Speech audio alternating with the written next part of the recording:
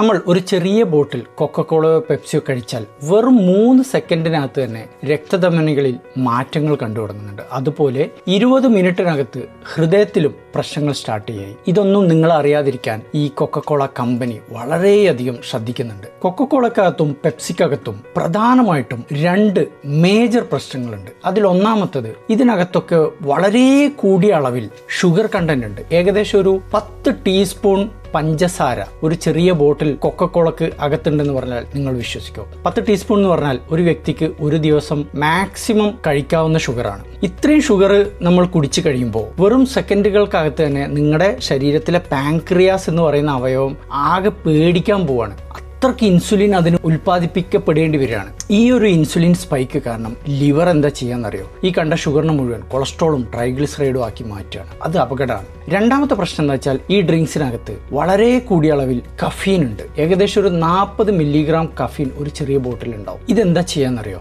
ശരീരത്തിലെ അഡ്രിനാലിൻ എന്ന് പറയുന്ന ഹോർമോണെ കുത്തനെ കൂട്ടുകയാണ്. അതുവഴി ഹൃദയമിടിപ്പ് കൂടുന്നുണ്ട്, രക്തധമനികൾ ചുങ്ങിപ്പോകുന്നുണ്ട്. എന്നാൽ ഇതിനേക്കാളൊക്കെ വലിയൊരു പ്രശ്നം എന്താണെന്നറിയോ?